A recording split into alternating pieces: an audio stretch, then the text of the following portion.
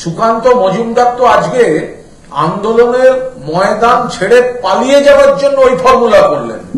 সুকান্ত মজুমদার আন্দোলনের ময়দান থেকে অভ্যাস নেই তো, ডক্টর পাঞ্জা বলছিলেন অভ্যাস নেই তো, পালিয়ে গেছেন। আমি একটি টিভির সামনে ছিলাম, যে তাতে প্রায় যে ধারাভাষ্য চলছিল, যিনি যার কণ্ঠ টিভিতে আসছিল, সুকান্ত মজুমদার, তিনি বেরিয়ে আসছেন, এই বেরিয়ে গেলেন, বেরিয়ে বেরিয়ে উঠে পড়লেন, গাড়ির ছাদে উঠে পড়লেন।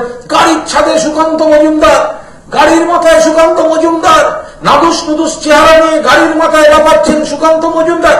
যা উনি নেমে আসছেন, নেমে আসছেন, এ মা শুয়ে পড়লেন। এ মানে কি?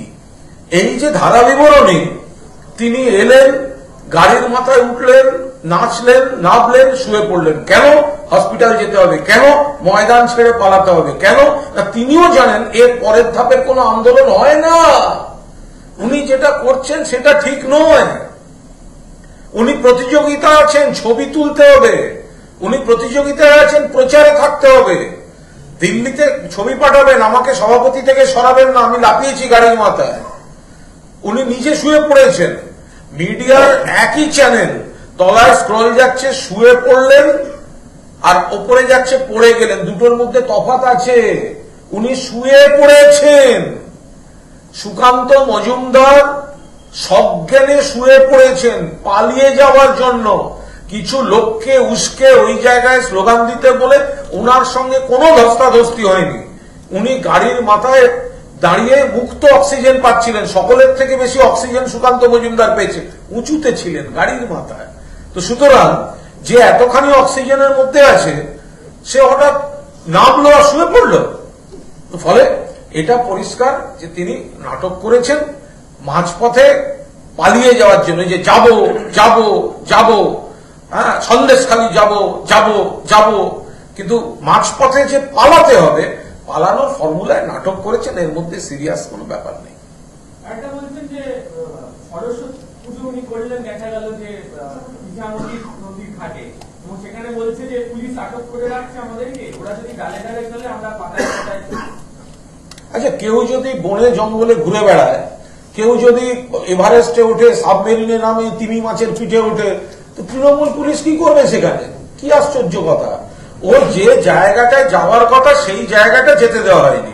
এবার সে চলে যাচ্ছে ওদিকে, চলে যাচ্ছে ওদিকে, লাফাচ্ছে ওখানে, করছে। হ্যাঁ, করছে। আপনি হি ধুন মে। তো এখন গানটা করলে কি করবে? উনি একটা দিশাহীন রাজনীতি করছেন, দিশাহীন রাজনীতি করেছেন। যাওয়ার কথা সন্দেশখালি, পুজো করছেন ইছামতি নদীর ধারে বসে আছে। বুঝুন, ওনার উচিত ছিল আজকে সুইমিং কস্টিউম পরে ইছামতি সাঁতরে যাওয়া। সুকান্ত মজুমদারের উচিত ছিল সুইমিং কস্টিউম পরে ইছামতি সাঁতরে সন্দেশখালি যাওয়া। তাহলে বুঝতাম দম। বুকে নেই দম, খাবে চমচম। উঠেছে গাড়ির ছাদে, সেখান থেকে এসে শুয়ে পড়ে কোনোভাবে পালিয়ে যাওয়ার চেষ্টা। এসব দিয়ে হয় যত রাজ্যে।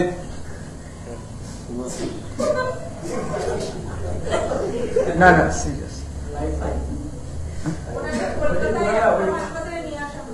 যেখানে ইচ্ছে নিয়ে যাও।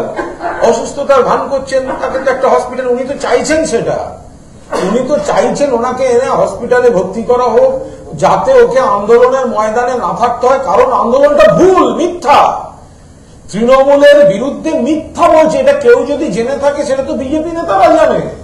ফলে লোক খেপাচ্ছে, বিবৃতি দিচ্ছে, ইমেজ তৈরি করার চেষ্টা করছে, কিছু লোককে নিয়ে যাচ্ছে। এবার সেখান থেকে তো পালাতে হবে, ব্যাক আউট করতে হবে। সেই ব্যাক আউটের ফর্মুলা হচ্ছে চোখ বুঝে টাক হয়ে গেল, গাড়ির মাথা থেকে নেমে শেষ, শুয়ে পড়লেন। হসপিটালে আসতে হবে। কি বেরোবে? বেরোবে প্রেশারটা একটু বেশি, নইলে একটু কম, আপনার আমার সবাই থাকে।